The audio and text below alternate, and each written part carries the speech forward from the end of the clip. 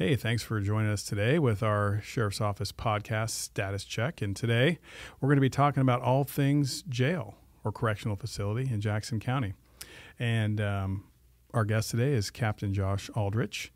And why don't you talk a little bit about your career here, how long you've been here? And Yeah, so I'm in my 25th year with the Sheriff's Office.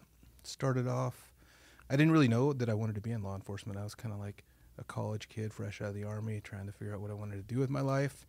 And the opportunity came up to work in the Corrections Bureau at the Sheriff's Office. Started doing that and realized pretty quickly that it was a really interesting place and that it was something that I knew was helping contribute to the community. And so, yeah, that was almost 25 years ago. I've spent the vast majority of my career working in the corrections portion of the agency. I had a little bit of opportunity to do the patrol thing for a while, which gave me a great set of understanding about kind of the overall law enforcement community and how the criminal justice pieces interact with each other. But really my heart is in the Corrections Bureau. I think it's a place where we have a lot of opportunity to affect the community. yeah, definitely. I know as a sheriff, I've learned a lot about corrections because I never worked in corrections before. Well, never technically worked in corrections, but didn't have any need to understand how important corrections was until I became the sheriff. So speaking over 25 years, things have probably changed quite a bit, I'd imagine, since when you started to where they are now. What are some of the current things going on in the jail? So I think, some of the biggest impacts in the recent years, the last, 5 to 10 years, there's a whole new kind of drug out there. Unfortunately, a lot of the people that come to our facility and spend time with us, part of what led them to the behaviors that ended them in jail have to do with substance abuse. And so I think some of the big things we see now that are different are, the level of addiction that occurs in our community is different than it's been throughout my career. There are also, one of the things working in the jail, I think in law enforcement in general, is that we are often, we have to be very responsive to changing laws, both the state and federal laws. So, a simple example is when I started my career, it was illegal to possess marijuana. And so if you had a certain amount of marijuana, you could come to jail for that. And now it's completely legal recreationally in Oregon. And so, we respond to different law changes. In the last few years, I've seen a lot of those in Oregon. Some of those have changed, and then recently we're seeing some changes back, as far as the drug possession stuff goes. But it's an ever-changing atmosphere. There are things that have stayed the same. Everybody that comes to jail, I think it's important for the community to know, everybody that comes to jail has allegedly committed a crime. There's no other reason that people are held in jail. Our jail has, over the years, been full. It's been full pretty much my whole career.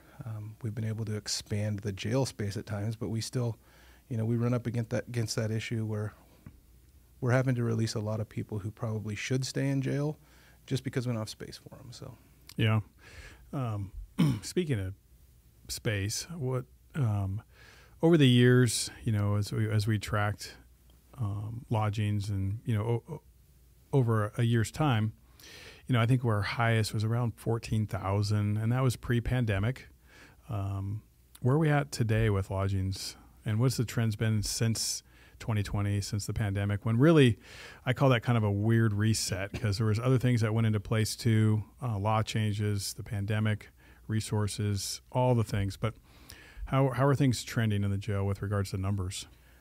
So during and shortly after the pandemic, our intakes reduced, and I think some of that, had to do with the different sorts of enforcement action that could be taken in the community.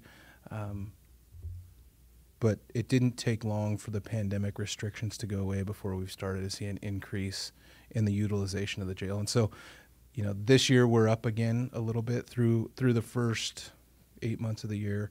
We're at about 6,500 intakes this year. No, I'm sorry. That was last year. Last year we were at about 6,500. This year we're at about 7,800. So you can see, we're steadily increasing that jail utilization piece as time goes by. And that is even with, that's before changes to the drug possession laws. So that's just kind of the standard work that's being done. A lot of people are coming to our jail. So when we talk about drug laws. So Measure 110 went into effect in February of 2021. That's when it became no longer a crime to possess small amounts, user amounts of hard drugs, pills, other things. And so basically people could not come to jail for that as they did prior to that. And, we were seeing maybe 1,000 lodgings a year that were drug related or specifically drug charges only, or what was the... Yeah, I think when we look back at the data, there was a period of time where that kind of small amount possession went from a felony and was reduced to a misdemeanor before Measure 110 went into place. And over those couple of years, I think the numbers we saw were anywhere between 1,000 and 1,200 people a year were coming in just for that misdemeanor drug possession charge. So I think, in theory, we may see that increase to jail utilization again. I know there's some other things. I don't know if we're going to talk about those today, but there are some other alternatives to jail that are going to exist in the community. But, I think we'll see an increase to the intakes. Yeah, if we're already 1,300 lodgings over where we were last year at this time, and then the changes to Measure 110 went into effect September 1st, so just a few days ago. Just a couple days ago. So we can anticipate probably a small increase related to drug charges in our jail. So we should be up kind of significantly this year, maybe a couple thousand lodgings from where we were last year. Yeah, I'm guessing. It's going to be 2,500 people more this year. And I think, one of the important pieces while we talk about the reasons people come to jail, and specifically around drug possession, I think it's important for the community to recognize that even people who are in the throes of addiction can sometimes benefit from a little bit of a timeout, sure, for lack of a better term. And so, when they're when the police contact them on the streets and they have that possession, just removing them from that environment and bringing them to jail, even if it's just for a few hours, can really be a benefit both in that person's kind of overall health and livability, and also an opportunity to hook them into some much needed resource, which, we have a lot more of those available in the jail than we did early in my career. That's another place that we've really seen a change, is the attention that's being paid to that jail population by some of the local resource providers and partners in the community. Yeah. So with more lodgings, how does violent crime look? We always measure how many people come into our jail for Measure 11 crimes, which are serious offenses. Measure 11 are, your murder, rape, robbery, serious assaults, crimes against persons. And if you're convicted in Oregon, likely you'll be sentenced to prison. So where are our numbers at with that right now? Yeah, so looking again at the numbers, and this is the January through August comparison to a year ago, we're right in the same range. So last year we had about 450 people in that time frame who were lodged for Measure 11. This year we're at 470. So, really close. I think that there's a slight increase, but that could be a non-statistical factor. It's really, really similar. And I think one of the things that is important about the Measure 11 population is that when they are in jail, they're usually in jail for a significant period of time. So, the court system, because they want to make sure that both the prosecution and the defendant have ample time to prepare their court case before they go to trial, sometimes those Measure 11 cases can take, they always take months and sometimes even a couple years depending on the severity of the crime. Yeah, what's the longest somebody's been in our jail that you're aware of? So I know we've had people that have stayed in our jail close to 5 years in a pretrial status. I think one individual that pops in my head, that was a federal court case. So, some people know we hold federal defendants, several different kinds of court that somebody can go to. Federal, obviously, those people have typically allegedly committed some more serious crimes. At the state level, it's not unusual to see people like with murder charges who stay in our jail between 2 and 3 years before that case can come to fruition. The pandemic threw that even kind of extended some of those timelines even further, but those were exceptions. Yeah. So when somebody's in the jail that long, it's going to be pretrial. We don't house people for that long who are gone through the system and their case has been adjudicated. Yeah, there's really two reasons for a county jail. One is that pretrial, people who are waiting their opportunity to go to court and kind of have their day in front of the jury or the judge. And then the second reason is for people who are sentenced to local jurisdictions. So typically that's people who are sentenced to a year or less in a correctional facility. Anything more than that would go to the State Department of Corrections. In my career, we've had people who were sentenced for multiple years, but it was because they had several short-term convictions, right? So, they got like 6 months on this charge, 6 months on this charge, and so on and so forth. Yeah, that was years and years ago. I would say in the last half dozen years, we haven't really had the room to keep people who are sentenced to local custody in our facility. They end up going and serving their time under the authority of community justice. Yeah. So operating a jail, it's a pretty big operation. There's a lot that goes on in a jail. And, of course, staffing. We see shortages across the country for law enforcement in general, but I think corrections is even at times more difficult for individuals just because of the environment that they're in. How are we doing in staffing, and how's it looking across the state? So there was a significant staffing issue statewide. It started maybe at the beginning of the pandemic, and it continued for even a couple years post-pandemic. It affected the jail significantly, our jail significantly. At one point in time, I think we were at about 50% of our allotted FTEs were filled, and so that's our allotted positions. We were about half of those were vacant. There's been a lot of work done by the administrative team out here with the sheriff's office, and I think as of today, we're down to where we have just 4 vacant positions. And when I say 50%, I think that we were somewhere in the mid-20s at one point in unfilled positions. So definitely that was a tough time. I think everybody, and I was really proud of our organization because a lot of people did a lot of overtime in corrections, but also patrol, or folks who were assigned to patrol went in and helped out with overtime or working on duty. And a lot of our administrative team went in and worked shifts. So it was definitely an all hands on deck to try to keep the jail open, knowing how important that is to the safety of the community.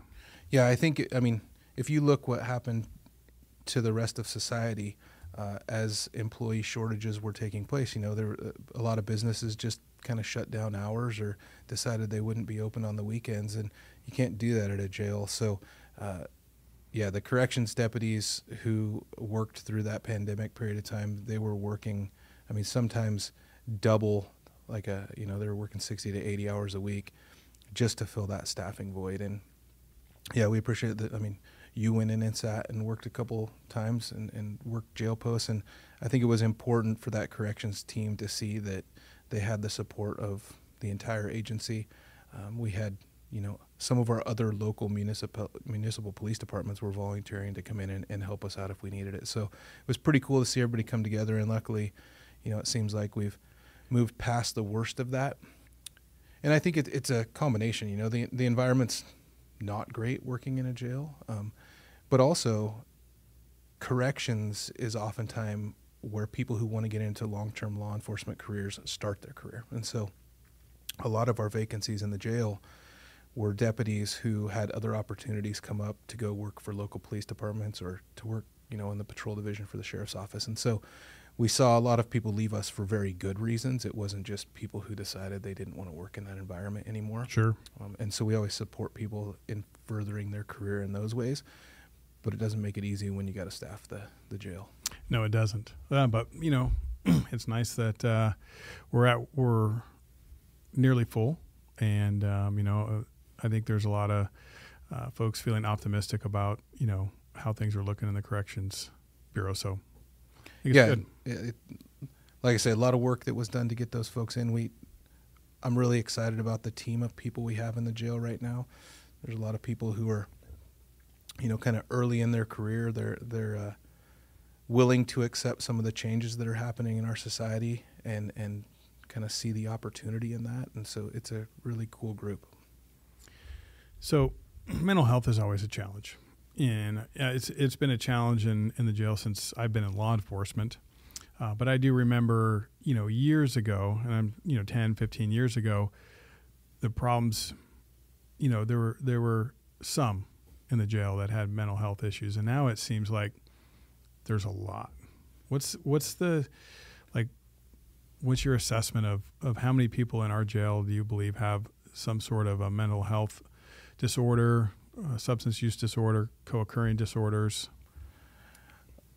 Any answer to that is really just kind of anecdotal. Sure. It's just a feeling. But first, I will say that it's increased drastically, even in the last 5 or 6 years. And, it feels like walking around the jail that probably 2/3 of our population, at least, are either, suffering from some sort of substance use disorder or mental health or a combination of both. And I would say, again, I think that that's a real increase. And I don't know. Well, I think there's a few factors for that. I think that, again, with the changes of drugs, they're suffering more with substance use than I think they have at any point in my career, at least. The drugs are much more addictive. I think they're pretty easy to get for those people who live, kind of in that relationship with addiction. I think on the mental health end, our state is seriously lacking in state level mental health resources right now. And so it's really difficult to get somebody to the state mental health facilities, the Oregon State Hospital. They're also just full. And so over the last few years, the last decade probably, there's been an effort to try to have more mental health treatment occurring within the community.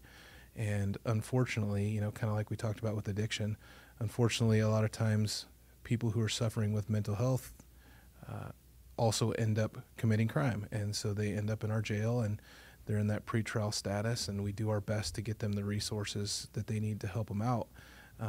But really, the jail is not the ideal place to treat people with mental illness. But there's not a lot of other options in our community or in our state right now. Yeah, for sure. State hospital is very challenged. And then even locally, there's not a lot of resources outside of the hospital or the jail for individuals to go to that are in crisis. Yeah. You said something about, not a lot of space. Our jail's been plagued without a lot of space for many years, and it's had some negative effects on our criminal justice system. Where are we at with like forced releases, because we're full? How many people are not spending time in jail that otherwise might? Yeah, so we talked about how our intake numbers have increased this year. Our forced releases are also increasing a bit. Last year at this time, we had about 1,800. This year, we're close to 2,000 people who have been forced released from our facility. So, again, a slight increase, and that's probably reflective of the increase in the intakes that we've had. One of the things, though, that I think is important to address is that our forced release numbers today are a difficult statistical measure to what they were a couple years ago because of this thing called Senate Bill 48 that went into effect a couple years back. Yeah, I want to talk about Senate Bill 48 quite a bit, but before we get to there, I want to just when somebody is forced release, let's say they should be held on a charge. We don't have room, and they're released. That process,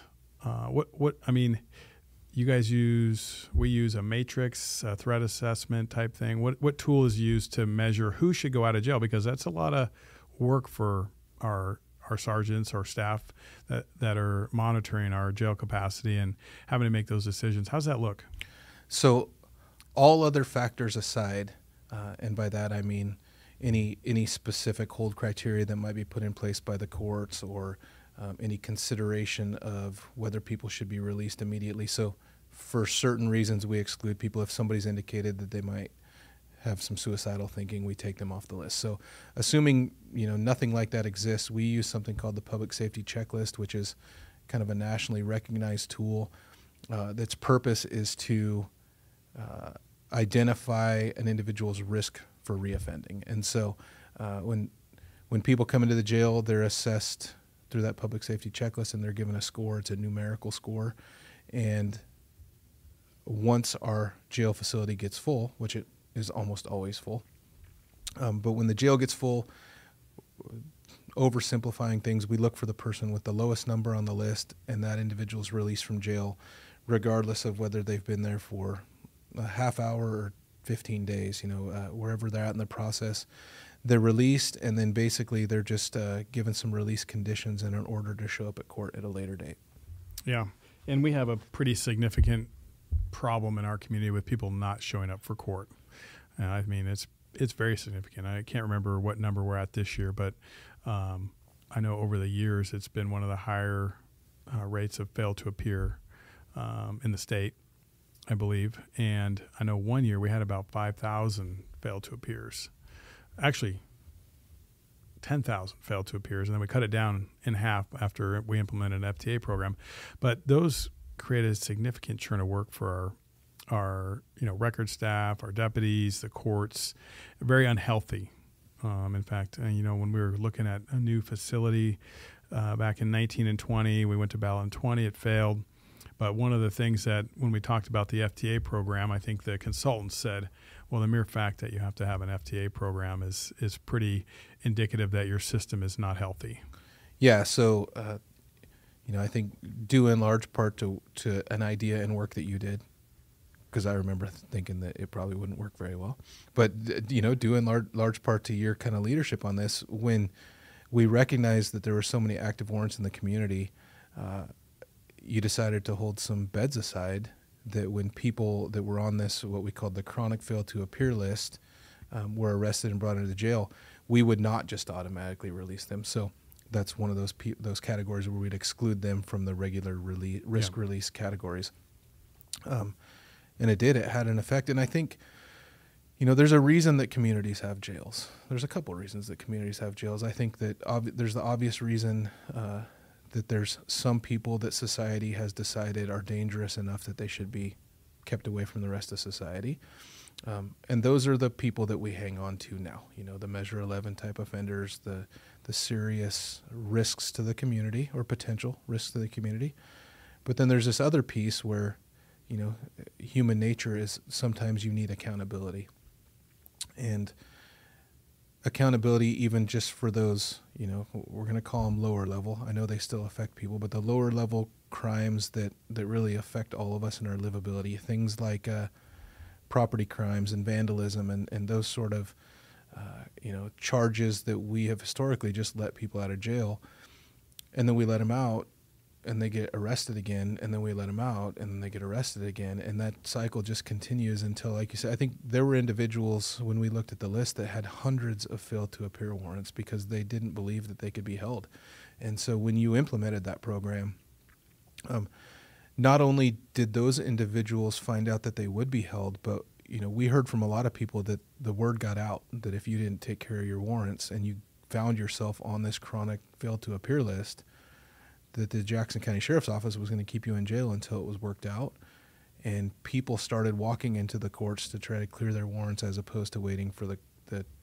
Yeah, just the potential for being held accountable had a positive effect on the system. No, I think that was great team effort, and I mean the DA's office, the courts, the police departments, community justice, everybody worked together to make that work, and so it was a great example of our community trying to compensate for the lack of correctional facility resource in a different way, and it turned out to be successful. But this probably doesn't change the fact that our jail's still woefully undersized for the things that we'd like to do here. Yeah, and so there's the dilemma anytime, and I think this is why initially when you proposed this years ago, I didn't like the idea because we now were going to have to make a decision about which 5 people to release to hang on to these 5 people who were being held for, kind of the lower level fail to appear charges. And so that's the dilemma always when we hold a person, who are we going to release? And that's in an ideal kind of, we'll call it a healthy jail system, the courts would have the right to decide who was held in jail. And by the courts, I mean our local judicial system. In Jackson County for many, many years, the decision about who's held in jail, and we have tools to help them make this decision, but the decision has been made by whomever the shift supervisor is at any given time. And Sure. And really, I think when you get into a law enforcement career, and specifically when you get into a corrections career, you're not doing it so you can decide who stays in jail and who doesn't, right? Sure. You're doing it so you can keep the community safe while somebody else makes those decisions. And unfortunately, it's where we've found ourselves, and I think we're doing a pretty good job historically of, releasing the right people. but But we don't have a crystal ball. We don't know what somebody's going to do when they get out, and oftentimes they come back within hours or days, and it's just unfortunate, but it's a reality. So with forced releases, we had, prior to the pandemic, I mean, we were anywhere from, I think, 6,000, 5,000, 4,000, somewhere in there, and it went down when we had the basement back open. We had the 60 beds available. We looked at things a little different, like the FTA program, set up a resource center at Community Justice. All those things helped, I think, start dropping the number of lodgings that were coming into our facility in the course of the pandemic because of reset, right? Right. But then on the back of that, so starting in July of 2022, we had Senate Bill 48 go into effect. Yeah. And that's an interesting piece of legislation. I think it's basically Oregon's attempt at bail reform. And I don't know if a lot of people know about that in its entirety and what it means for the criminal justice system. But essentially what it's done is created, tiers of criminal activity, and that we're unable to, even if we had room, hold people in jail for certain categories of crimes. You want to talk a little bit about Senate Bill 48 and how that works with our current population in the jail? Yeah, so like you mentioned, I think that the intention behind Senate Bill 48 was to create equality when decisions were made about who should stay in jail. And so I think that there was a group of people who believed that if you were a person of means, you would be more likely to spend less time in jail because you had the ability to post bail. And so let's go back to the beginning of our careers and up until July of 2022. Most crimes, when brought into our jail, had an automatic bail assessed. So if you were arrested for driving under the influence of alcohol, your bail was X amount. $4,000. $4,000. You need 10% to get out. $400. Yep. In Oregon, 10% would get you out in almost everything. And so that was a standard, and it was pretty predictable. Arresting officers on the street knew that DUI was a $400 bail, and they could tell people that at the time of arrest, and oftentimes that bail was posted pretty quickly. And the purpose of bail is to ensure you show up for your court date, though, right? I mean, that's the intent of bail. Is it's a collateral. You walk out of the jail, but to get your $400 back, you need to appear in court. Is that? Yeah. Basically, sum it up pretty. It's a security, and if you didn't appear, you didn't get your money back. And if you did appear, it also helped because some of the court fees were taken out before your reimbursement, and so it guaranteed that the courts received some of the fees that were eventually assessed. And so Senate Bill 48, again, I think with the intention of just making sure that all people were treated equal, it eliminated all bail at the time of arrest. And so that's one of the things that I know that our community doesn't know very well, is that in Oregon, there's really kind of no such thing as bail for a probable cause arrest. So somebody gets arrested for committing a crime or allegedly committing a crime. They're brought to jail. There's no bail at all. Instead, the state broke up all crimes into one of three categories. So there's Guideline 1, Guideline 2, and Guideline 3. The way Senate Bill 48 worked is that the state put out a list of recommendations of all crimes, basically, which fell into each guideline. And then each local judicial jurisdiction confirmed that that's what they were going to do within their court system. My understanding is that basically all local jurisdictions followed the state's recommendation. And so Guideline 1, if somebody's arrested on a Guideline 1 charge, they are not held in jail. So basically the way Senate Bill 48 works is that they're brought to jail long enough to process them, and then they're released with an order to show up in court later. So you say they're brought to jail and released. How long does that process take? At our jail, usually 45 minutes to 2 hours is how long somebody stays for a Guideline 1 charge. So about a 2-hour detainment, maybe upwards of 2 hours. Sometimes it could be shorter. And it can be a little longer if it's like a super busy day. Sure. But it's just quick. Basically how long it takes, depending on the workloads, for the deputies to do the intake processing and then the outtake. Correct. So it's really a procedural thing. If we had more staff, it would go faster. If we had less, it would take more time. Yeah, absolutely. I mean, we're talking about some paperwork related to the criminal charge, fingerprints, photographs, gathering some basic biographical information, and then doing the reverse of that to get them released. Yeah. So examples of a guideline 1, just so kind of people who are listening to this podcast or watching it, they can kind of understand. So somebody breaks into your vehicle, the citizen's vehicle, somebody's vehicle, and takes something out of it. You would have a theft, potentially depending on the value of the item taken, but let's say it's $20. Mm-hmm. And you have an entry into a motor vehicle. So let's say they call the sheriff's office or their local police department. The officer finds out who did this, arrests them. Can we hold them in jail? No, that's a Category 1 crime. And I do want to say there are exceptions to these categories, sure, but they're rare. So an exception may be something like, again, we kind of talked about it earlier, but you come in for a Guideline 1 charge, but you're, suicidal, or, you're considered a high-risk offender from our public safety checklist evaluation tool. But in most cases, that example you just gave, breaking into somebody's car, maybe stealing some change out of the center console, that person is not going to stay in jail, and not by any choice of ours, but because this Senate Bill 48 state law says so. Yeah. So here's one that's interesting. And so these are I'm reading off, just so the audience knows, reading off the state guidelines. So this is what the Chief Justice has proposed. Now, these could be changed slightly in each jurisdiction if the presiding judge chooses to do that. But like I said, it's probably not very often that these are changed in your experience. From my understanding, most of the state followed the Chief Justice guidelines. So if someone were to, I guess if we want to really break these down. So somebody comes onto your property with a firearm, and all that can be proved is that they were on your property and they were armed, and you called, and we came up, I showed up and arrested them and took them to jail for trespass while in possession of a firearm. They would have to be released immediately. Guideline 1. Guideline 1. Failed to report as a sex offender. Guideline 1. So now, is there any delineation between predatory sex offender or other sex offender, or does it matter? I think there may be a different crime that can be charged for predatory sex offender, but I think failure to report in and of itself, Guideline 1. Guideline 1.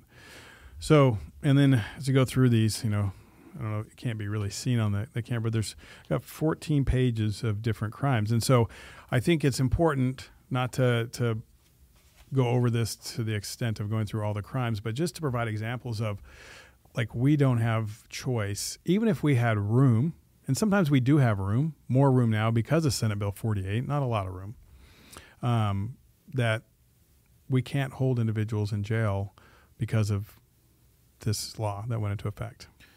And I think that's why I want to make sure people understand that our forced release numbers may look different than they did a few years ago. So some of these individuals and the charges that you just listed, although not all of them, our release criteria did not exactly reflect what Senate Bill 48 guidelines showed later. But many of those people would have been those folks that we were forced releasing because we were overcrowded. Now we don't have that decision anymore. Those folks come to jail if their crime is a Category 1 crime and there's not a factor that moves them out of that, they are released automatically. We don't really have any choice in the matter. Yeah, and I can see a little frustration when people realize that, especially if they're the victim of said crime and knowing that the individual, they made a police report, they wanted to be a, cooperating victim or witness, and that, the police came, investigated the matter, decided there was probable cause for arrest, and that individual could be out in as quick as like 15 minutes, depending on this, what's going on at the jail. Well, I think that's the biggest frustration. Luckily, most of the people in our community will not ever be the victim of a violent crime. Most of the people in our community, when they are victims, will be victims of crimes that are on that list. things like you gave the example of somebody breaking into your car, somebody trespassing on your property. And those are the crimes that right now in our state, the jail piece of accountability has been removed from the criminal justice system, at least initially. Now, I do want to say that just because somebody's not held in jail up front doesn't mean that they could potentially not ever go to jail for that crime. Sure. If they go through a court process and they're found guilty and that sentence includes jail time, they may serve a sentence in some communities, maybe not in Jackson County so much, but they're not initially held in jail. And I think that's when it's so important that people, my personal opinion, that's when it's so important that people do stay in jail for at least a short period of time, is because many times around that behavior that had the resulting criminal charge, it's those times when you need that time out. It's the times when the worst of the addiction, the mental health crisis exists. And unless we see factors that lead us to believe that somebody is, an imminent threat to themselves or others, due to mental health or due to addiction, we really don't have the authority to just hang on to them. Yeah. Well, that brings to the other kind of thing that we're experiencing in our county right now, and that's public defenders shortage. Last numbers I saw, I think we had about 1,200 individuals who had been accused of a crime in our county who were waiting to be assigned a public defender. And that is significant. That was, I think, the worst problem in the state, at least per capita. Yeah, my understanding is that Jackson County has the most individuals per capita who are awaiting an attorney. And the reason that's so important, so, many people may not know that there was a lawsuit in our state, and the lawsuit essentially said this, I'm an individual who's been arrested and charged with a crime, and the Constitution in this country says that I should have the right to representation for my own defense, and I'm not getting that. I'm basically sitting in jail or sitting in the community. Sometimes, people were waiting for weeks or even months without ever meeting with a public defender. And these individuals who filed the lawsuit said that we don't believe that's constitutional, and the federal judges agreed with them. People who are charged with a crime in our country should have the right to talk to an attorney. And so as a result of that lawsuit, an order came out saying that a person can't remain in jail for more than 7 days. And there's some nuances to it when that term starts and when it ends. But, to sum it up, they can't stay in jail 7 days without being appointed a public defender if they're eligible for a public defender, which means that our staff, together with the court staff, have to constantly monitor that population of folks and make sure that they don't stay in jail a long time. So those people have been released at an increasing level in just the last few months. So that ruling went into place just a couple months ago. They don't show up like forced releases on our reports because the courts are actually releasing those people on their own recognizance before they get to the 7-day deadline. But it's a huge factor in our community right now. The state of Oregon is kind of, that's the group that's responsible for deciding how public defender credits are assigned. So, each defense attorney is given a certain amount of cases that they can take on. And once they get to that limit, they can't take any new cases. And so right now we don't have enough public defenders and we don't have enough credits. And so there are a lot of people in our community who are alleged to have committed a crime, waiting for trial, who are not represented by an attorney. So I guess I want to summarize that. Yeah, that was a lot. Yeah, so somebody comes to jail. Let's say they've done something that is not in a category or guideline 1, which means they'll be instantly forced released, or guideline 2, which means that they will be released with conditions. But say it's a more serious. Let's say, let's pick one, significant assault 2, right? That's a measure 11. If they were in jail for 7 days and did not have an attorney assigned, we would have to let that person out of our jail. We would. I do want to say that in Jackson County right now, that's not happening because the local judicial group, along with the district attorney's office, is working very well with the public defenders in our community to make sure that those people with the highest charges are being assigned attorneys. And people that might be a threat to the community. Correct. Yeah. They're really prioritizing who should get those credits and have attorneys. So, to this point, we've not had to release anybody under this. We, being the jail staff, being the sheriff's office, have not had to release anybody under this this lawsuit. But the courts are releasing people regularly. And they're people who, would potentially be held in jail if it weren't for this ruling. Yeah, so it definitely impacts, I would say kind of in a negative way, the criminal justice system, because you have people who have, been charged with a crime who cannot get representation. And so they have these cases kind of looming or hanging around in our criminal justice system, some for 8 or 9 months, I've been told. And so, as you wonder at what point, the system will just become too overloaded and these individuals, either will slip through the system because the cases are old and, maybe they're not a priority anymore, or we just never have the resources to address them. But another consideration for, our facility, I guess people coming out of our facility that might not necessarily be in the best place to do so, just because they don't have an attorney. Maybe more time in jail would have been appropriate, depending on their charges, for them to dry out, to get sober, to get linked up with, other resources in the community.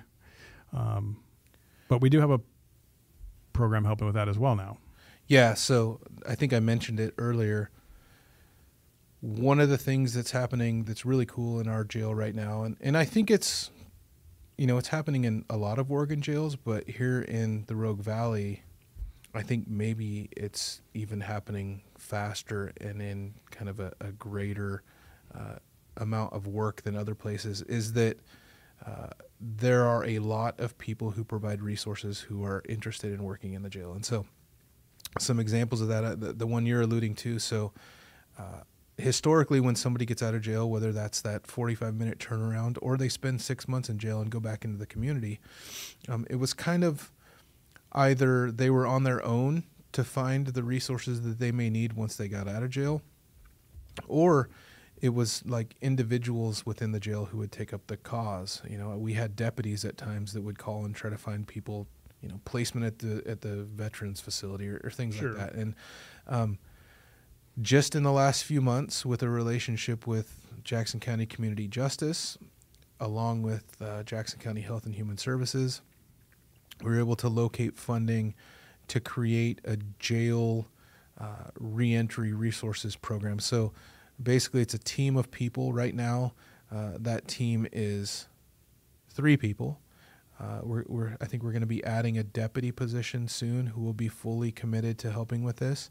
And that team identifies either during the intake process or through an individual stay in our facility that there's things they need when they get out of jail. And so it could be help with substance use disorder. It could be help with housing, how to get clothing, food, their Oregon health benefits turned back on. Basically, whatever the need is, this team of individuals is helping link them up with the resource in the community. It's really cool. It's already having a very good effect on individuals. They've directly placed people upon release into residential treatment for substance use.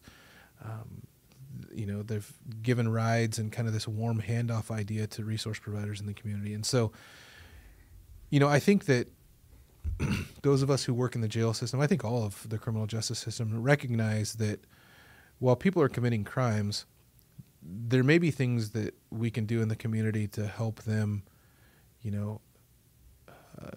be in a more stable place in their life, and that might reduce future criminal behavior, future recidivism. Sure. Yeah. Ultimately, I think our goal, and you and I have talked about this many times, but ultimately our goal in law enforcement is to improve the livability of everybody in our community.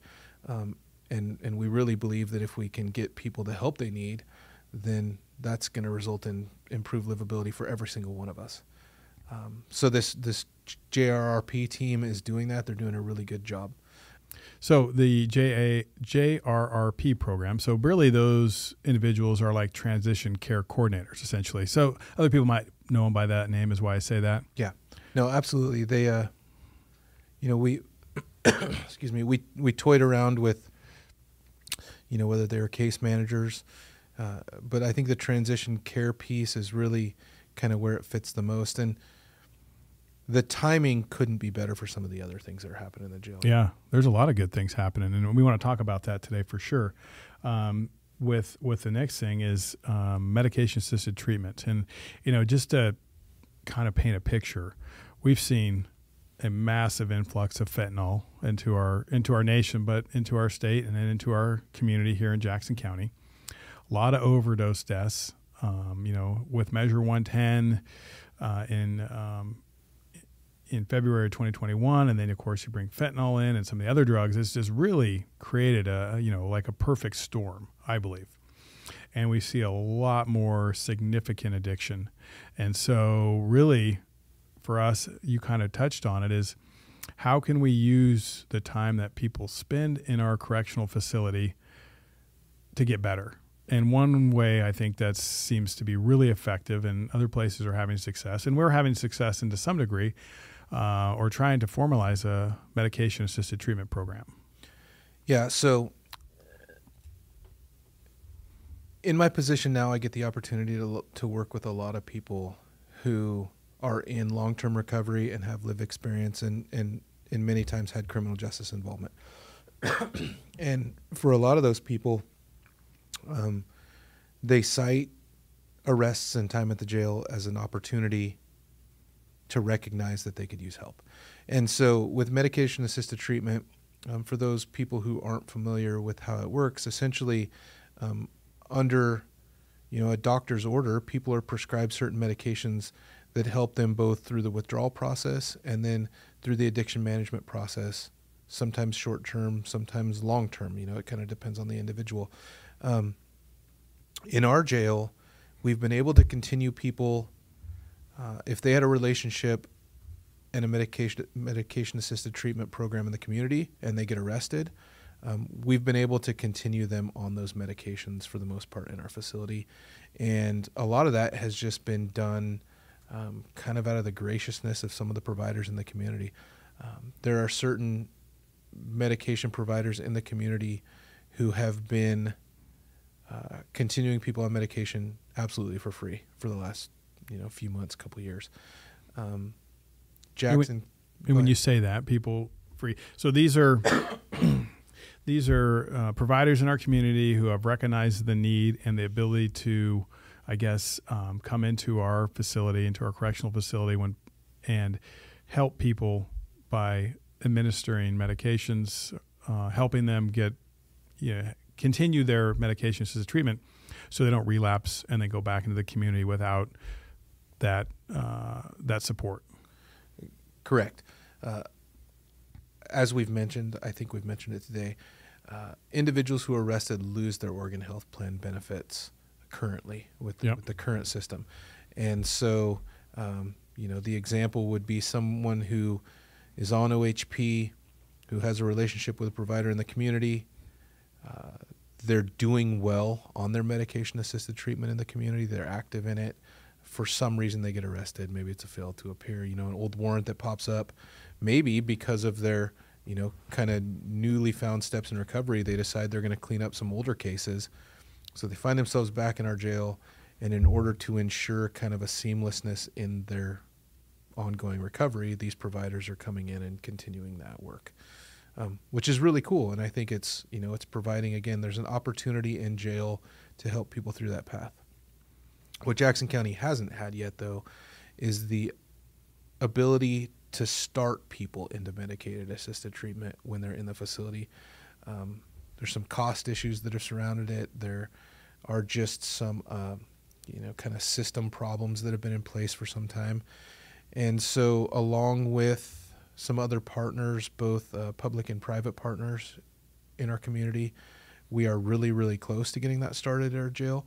And so what that could look like is that someone who's arrested for whatever crime, as long as they're in our facility for a couple days, maybe even as short as 48 hours, if they recognize in that stay that there's an opportunity for them to get started into recovery and medicated assistance in that recovery, and that they are interested in participating, we should be able very soon to get someone started in that protocol, and then have the ability to easily and seamlessly transition that into the community once they're released from jail. So, that JRRP team will help with that a bit.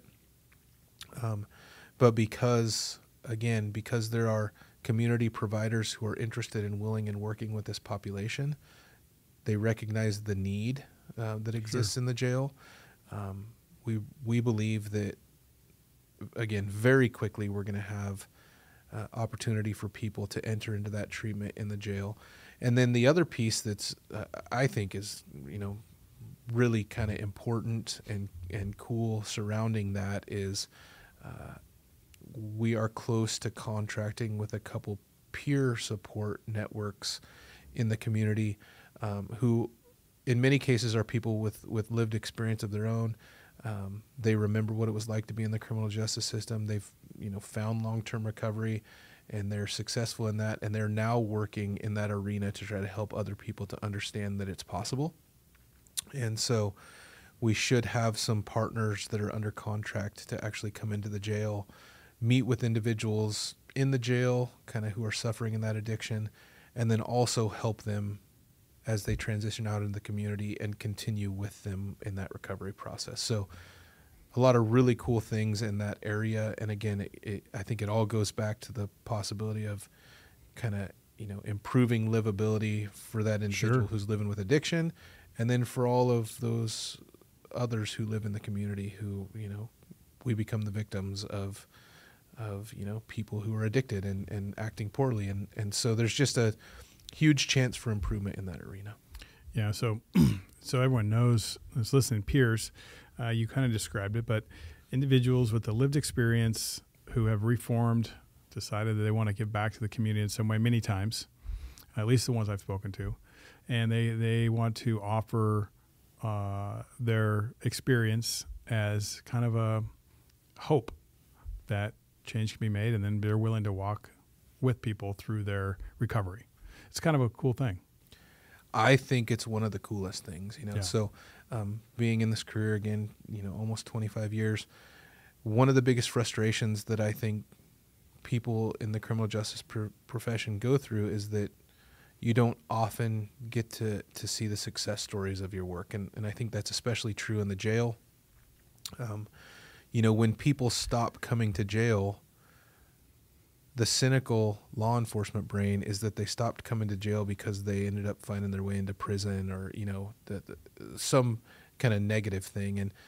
And the opportunities to interact with individuals who stopped coming to jail because they found a path to lead them in the right direction.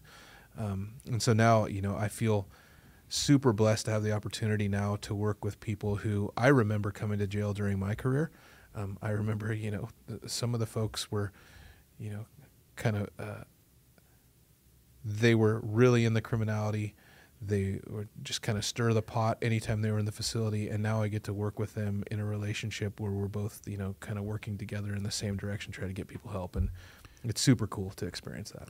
Yeah. And I think a big part of those stories is that the criminal justice system was a catalyst for their recovery. Not the only one, but a significant piece of their recovery. And I think too often when we talk about jail, correctional facility, all those things, people want to put, it's kind of taboo, right? And it's not favorable in some arenas, but there's a real opportunity there. And if we can get a hold of people, and now with some of the potential interventions with medication-assisted treatment and peers, our goal is to not have them as a repeat customer through our doors, right? So if we can get them linked in with services, and we can get them on a better path, and they don't have to come back through our doors, and that's a win for all of us.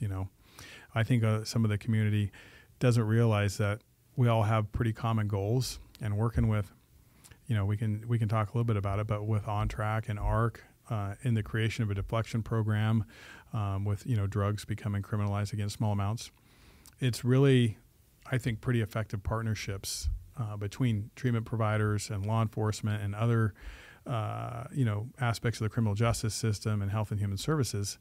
And those relationships are going to be what's needed if we're going to solve this problem long term. I think that people in the community need to understand that we all work together. Yeah. It's funny how those who work close to us sometimes don't even realize the relationship that we have with people who, have kind of, we've been painted in different corners of the same ring for a long time, like we're supposed to be opposing forces. I don't think 2 days go by in my current job where I'm not on the phone talking with resource providers for a common goal right now. Sure.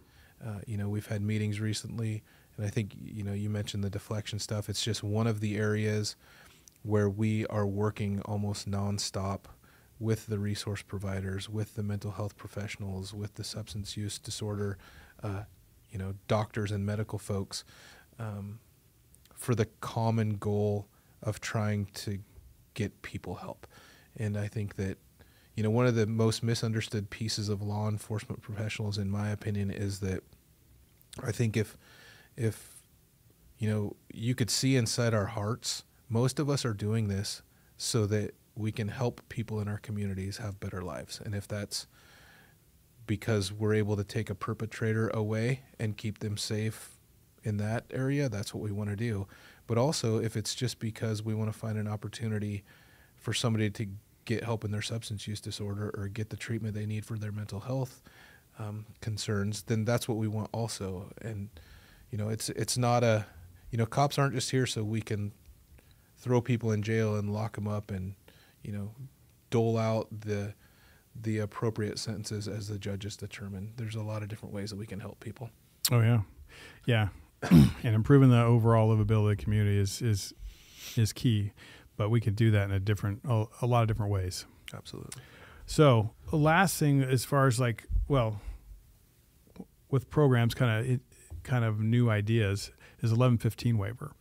Yeah. Now, you talked a little bit about when somebody comes to jail and they get their benefit turned off, essentially their organ health plan, so they don't have access to Medicare or Medicaid.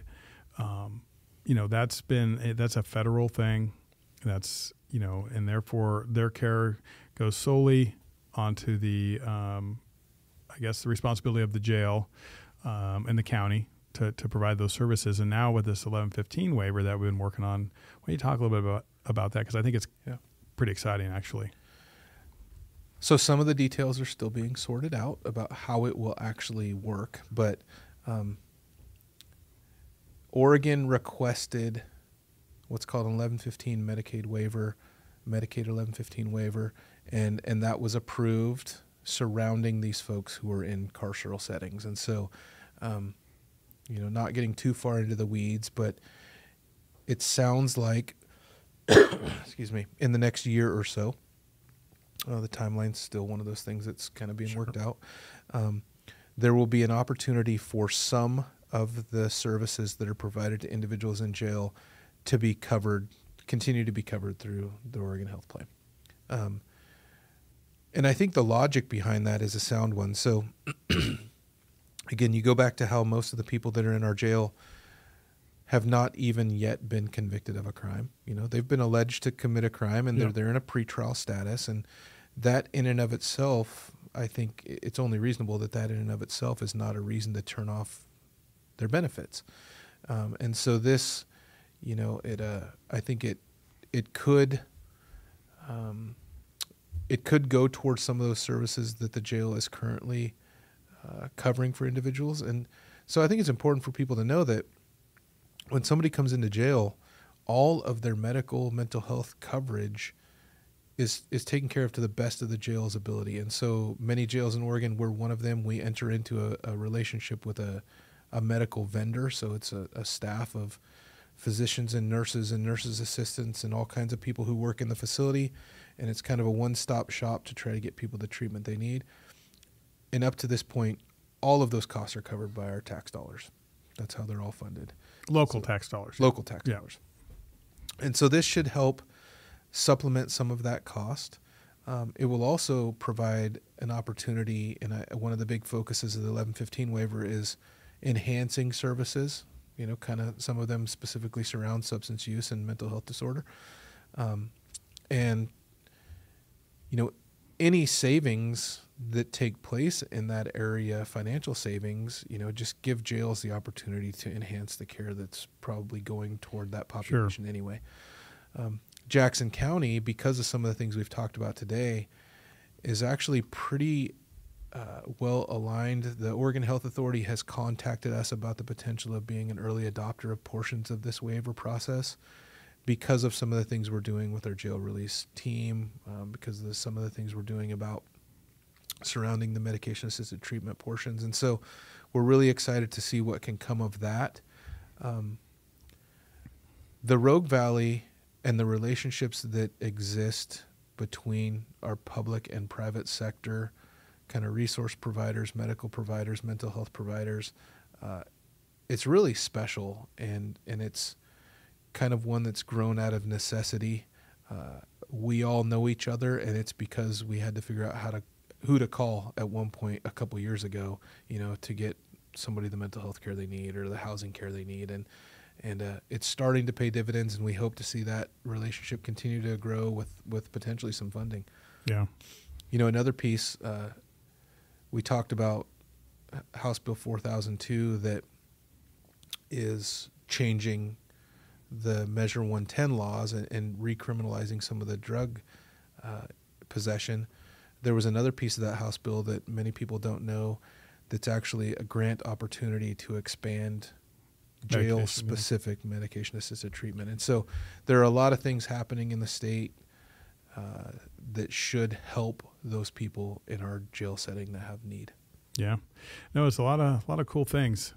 I think the big thing to reiterate, whatever side of the fence you are on the issue, is that the 1115 waiver will allow us to pay for some of those services like peer services, the transition care piece, potentially medication-assisted treatment, enhance our mental health care, bring in more providers, or at least pay for more providers through our vendor.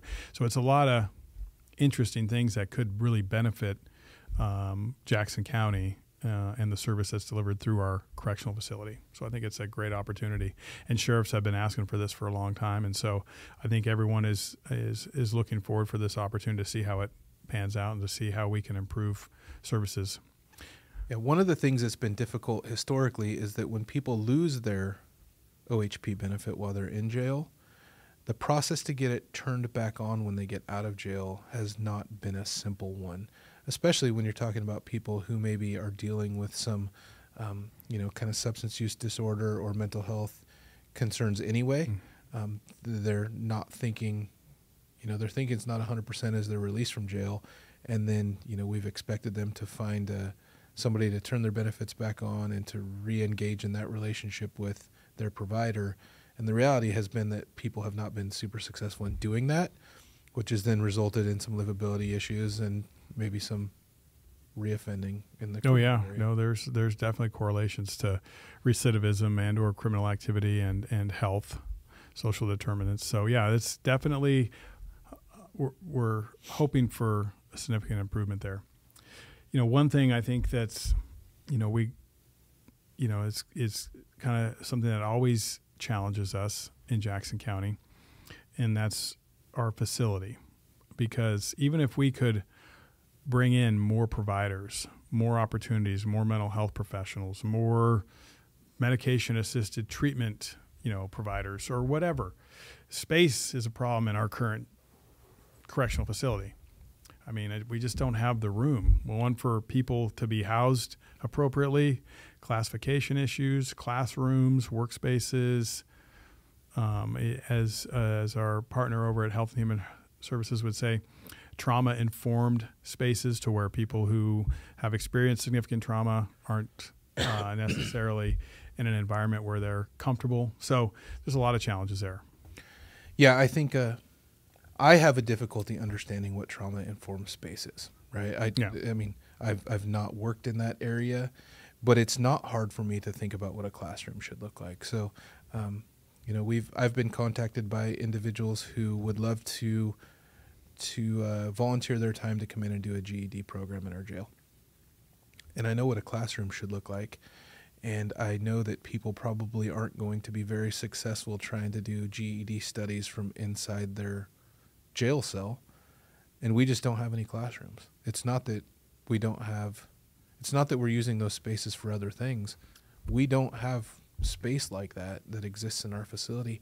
The same thing's true with simply kind of meeting rooms where people could do NA or AA meetings on a kind of a large, safe scale. We've done a pretty good job over the years, I think, of trying to create multi-use spaces within the facility, but not at the scale that we've gotten to the point that we need in our community. Yeah, I mean, medication-assisted treatment. I mean, in our current facility, it's sometimes difficult to monitor, who's coming in and what they're bringing in because of just the nature of the flow of the building. And in a newer, modern facility, that would be, to me, security would be a lot more tight. We'd have a lot more opportunity to scrutinize certain aspects of who's going into what location, especially if they were interested in recovery. And that's just really hard in our current jail. Yeah, so the best jail recovery models are able to create a collective of people who are in the program together. In our jail, it's likely that if it got very big at all, you would begin to reach a point where you had to mix population. And so what you risk in that is that somebody who's really making an effort to be in recovery and is in the beginning stages of their recovery process might find themselves with somebody who's been lodged at the jail a couple days and had secreted some fentanyl when they came into the jail, and now they have that temptation in front of them once again. And so a more modern facility, it creates opportunities for better classifying people when they come into the facility. It creates better opportunities for programming and treatment opportunities in that middle time that they're in the facility. We currently, one of the things that I think is a misconception if people have not been in our facility before, we don't have an infirmary space. There's no hospital wing of the jail. People who need an enhanced level of medical treatment are in a normal jail cell that we try to do the best we can to make it, meet their medical needs. Modern facilities have essentially hospital wings that are just secure, and you can perform treatment in those spaces. And, there's so many things, and not to mention on top of all that, the simple age of our facility, things are starting to crumble a little bit, and, piping is, we're going on 50 years that we've been in this building, and, pipes get old, and brick and mortar starts to get old, and the cost of replacing those things gets to be pretty significant over time. Yeah, so if we had a modern facility, and you talk about the medical area, so in our current building, you have intake, which essentially cells that are monitored, for people who might be threatening harm to themselves or need an enhanced level of care due to a medical condition. But it's not a medical wing. And in these new buildings, the way they're designed is it's more medically centric. Everything from design, from the way the doors are to where the observation can be, how the nurse's station is set up. I mean, just really almost like a traditional ER. Like if you go up to like a Sante or Prov, it almost gives me a feeling of like you're in a hospital. Yeah, we had the opportunity to go visit a couple more modern facilities just prior to the pandemic, and their medical area was like a hospital wing. There was essentially what looked like a nurse's station in the middle. In the jail, it was staffed by both nursing and correctional staff. And then in the horseshoe area around it, there were, floor to ceiling security glass hospital rooms. In this case, they were cells, secure cells that everything from hospital beds and IV drips to bigger congregate areas where people were who were in withdrawal could be observed while they were going through that process. Those are the things that we absolutely do not have in our current facility. If somebody is withdrawing from fentanyl now, they're provided the medication to try to help them ease that withdrawal, and then they're given a pretty thin mattress, and oftentimes they end up putting that mattress on the floor, and they're under a blanket and they're withdrawing. It's not a medical process that's happening, and those things are due only to the fact that our facility can't. We don't have a place for that to happen in our current facility, or necessarily the funding to bring that stuff in too. Because a big part of when we proposed a new correctional facility 4 years ago, a big part of that was funding and significantly enhancing our medical services in the jail, our mental health services, our addiction services. All of those were included as part of that package. And we hope maybe we can bring something back to the voters in the future, but who knows? It's definitely a need, and it definitely impacts the level of service that we can deliver in our community right now, both to the adults in custody, but also to our community, who oftentimes is the victim of individuals who have no regard for others. Yeah, the jails are oftentimes the most expensive governmental pieces of the community, and medical service and personnel costs to run the facility are the most expensive parts of the jail. And like you say, every single resident of Jackson County is affected by how things are occurring in the jail. And so we believe that we could do a better job, but it would take a commitment, and it would take some improvements, and improvements that can't be made in our current building. We've really looked at what the opportunities are with that building, and if there are things that we could do, and we've done the things that we can do. We'd love to have a place to give a better opportunity for all of our community. Yeah.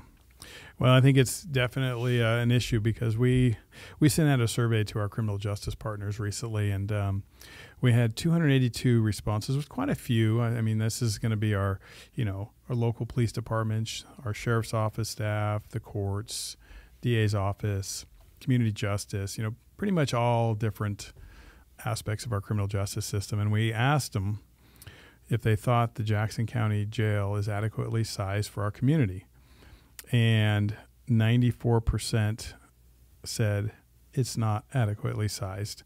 Only 1.42%, so 4 out of 282, thought that it was adequately sized. So definitely the individuals, the professionals working within our system believe that we need more jail capacity. And so, when we talk about this all the time, of course we do, because it's an important piece of how you do your job and what the limitations are for me as a sheriff, and for our patrol teams and our city police departments.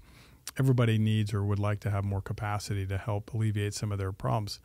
But, when we start looking at what a new facility could be or should be, cost is a major barrier. And then so we talk about size, and we think, well, what is an adequately sized facility for our community? Is it the biggest jail in the state of Oregon, or is it, somewhere in between the biggest jail and what we have now? So we did a little research.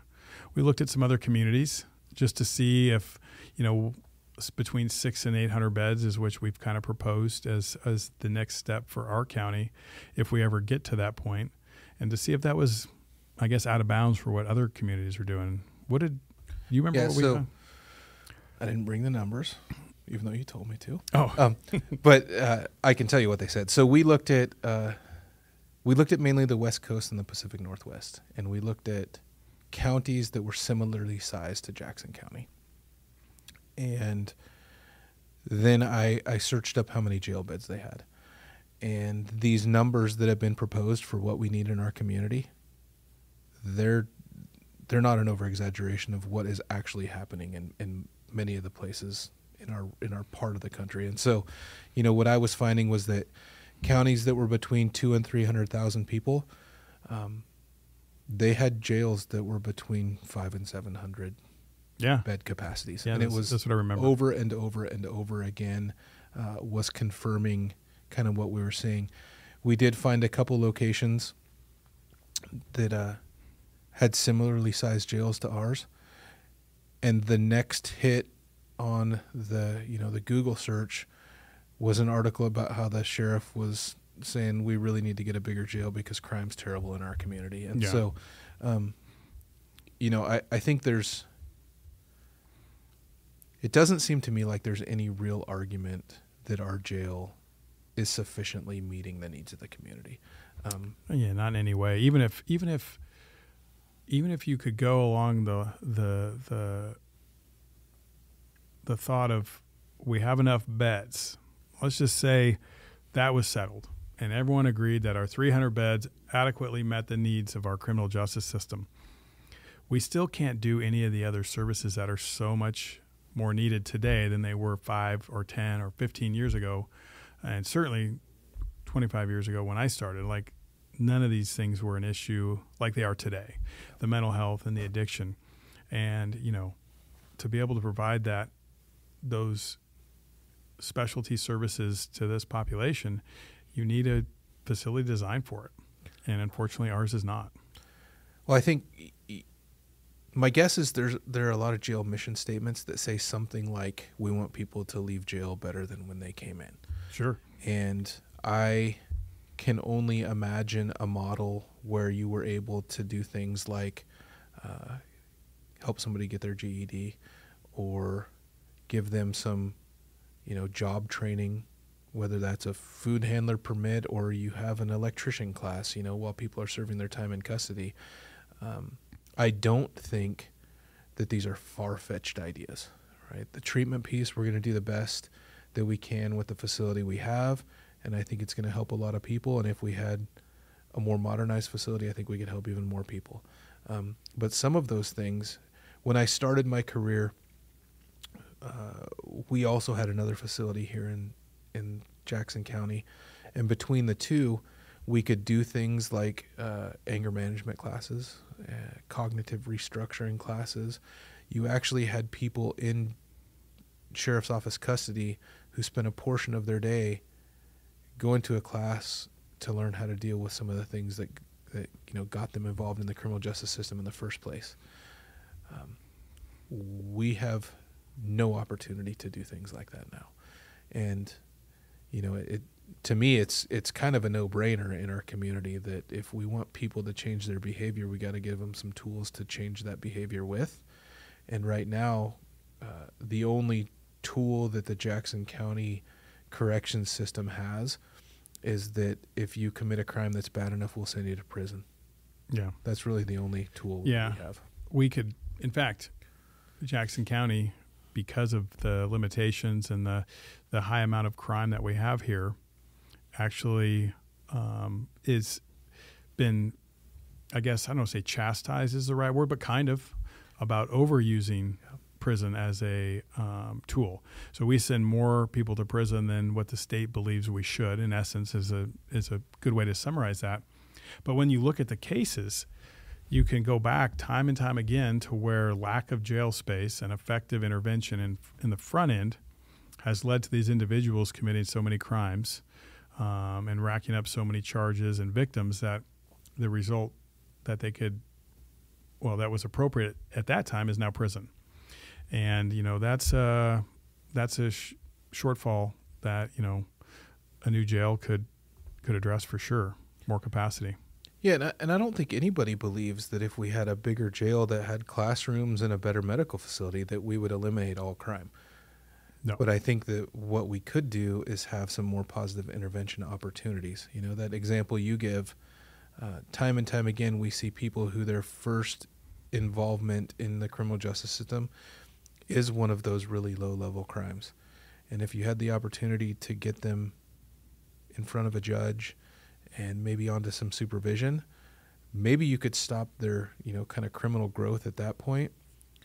But historically, when you have to release that person after just a few hours with zero consequence, if you look at the path of their criminal behavior moving forward, the crimes continue to escalate a little bit. For many of them, unfortunately, their addiction continues to get a little worse. Yeah. And then before you know it, 2 years have gone by, and the level of crimes they're committing are sending them to prison now.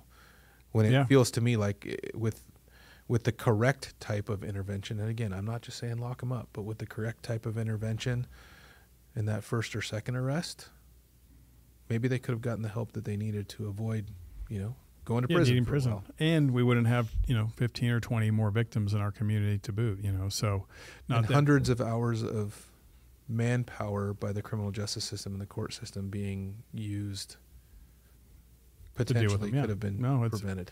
Yeah, it happens all the time, and our community sees it. We see it.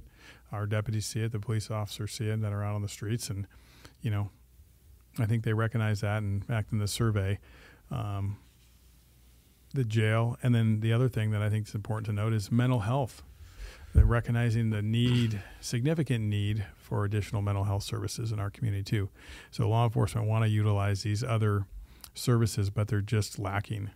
And so I think when we start talking about what's best for our county, it's really a holistic approach of services growing together. You could grow lots of mental health, but if you don't have the correctional facility behind it, it's going to be ineffective. If you go back to just jail only, you can certainly keep people in longer, and certainly that will reduce episodes of recidivism because they're in custody. But will that address the long-term issue? How can you braid the two together? The mental health services, substance use disorder, some of the other classes that could be offered to get people to choose a different path. No, I think, not that I know the answer, but I think that's the closest thing to an answer that we have, is that you get substance use disorder experts, and you get mental health experts, and you get experts in the criminal justice system and behavioral health, and you get them all to work together on a common goal. And the beauty is, in Jackson County, that is happening.